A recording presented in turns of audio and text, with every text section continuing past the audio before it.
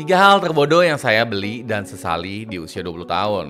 Ya, kita semua pernah muda. Terkadang di usia 20 tahun kita suka ikutan membeli sesuatu atau nafsu untuk beli suatu produk yang sedang hit. Padahal nggak benar-benar memerlukannya. Ada tiga hal terbodoh yang pernah saya beli. Yang pertama, saya pernah ngambil kursus tapi tidak menyelesaikannya. Di saat masih muda, kadang kita bisa mengambil dan ikutan beberapa kursus. Seperti ikutan kursus properti, fashion design untuk buat baju, musik, bahasa, atau pengembangan diri. Kadang kita udah bayar kursusnya, namun kita jarang datang hadir. Atau tidak menyelesaikan kursus tersebut.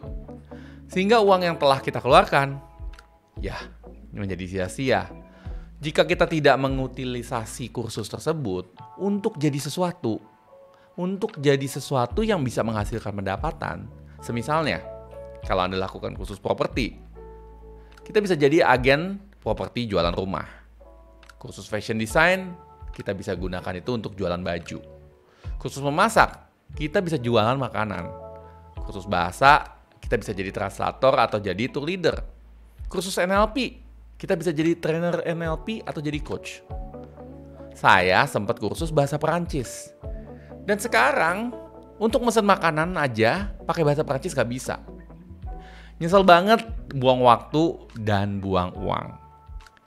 Hal kedua adalah saya pernah membeli sepatu boot yang kelihatan keren. Padahal gak pernah benar-benar saya pakai. Saya membelinya karena sedang sale gede dan memaksakannya harus beli karena sebagai hadiah untuk diri sendiri. Dan juga saya pikir waktu itu, saya perlu boot itu. Jadi saya beli boot itu dan kemudian saya nyesel banget karena tidak pernah bisa benar-benar dipakai. Di Jakarta berat dan panas pakai boot. Lebih praktis pakai sneaker. Jadi akhirnya cuma dipakai sekali-sekali. Itu juga dengan resiko kaki lecet. Pernah nggak Anda membeli sebuah pakaian atau aksesoris hanya karena gengsi dan mau kelihatan keren, tapi akhirnya nggak kepake? Dan itu yang saya lakukan. Hal ketiga pembelian bodoh adalah beli tempat tinggal pertama. Bisa jadi kita menghabiskan tabungan hanya untuk bayar DP, asuransi, dan cicilan. Hanya karena kita pikir dengan punya tempat tinggal pribadi, kita bisa merasa lebih nyaman dan aman. Padahal sebetulnya kita bisa berhemat, menabung, dan menggunakan uangnya untuk kepentingan investasi. Yang terjadi dengan membeli tempat tinggal, akhirnya saya kepaksa bekerja untuk bank, untuk bayar cicilan. Dan selama puluhan tahun, saya kehilangan banyak kesempatan untuk bisnis dan berinvestasi. Sedangkan kalau dilihat-lihat, nyewa rumah jauh lebih menguntungkan kok daripada beli rumah. Apalagi pas masa muda, di mana kita masih belum pasti akan bekerja dan berkarya di mana. Mungkin banyak yang nggak setuju dengan ini, tapi coba lihat. Berapa banyak orang yang bekerja seumur hidup hanya untuk bayar cicilan tempat tinggal yang ditinggalinya.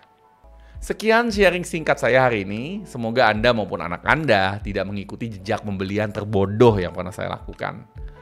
Jika Anda merasa video ini bermanfaat, Anda bisa klik like atau share. Dan jika Anda pernah melakukan pembelian bodoh yang sama atau jenis pembelian bodoh lainnya, Anda bisa sharing, ikutan tulis komen di video ini. Agar banyak orang yang juga bisa menghindari pembelian terbodoh di masa mudanya. Saya Coach Didi Chandra, salam miliarder.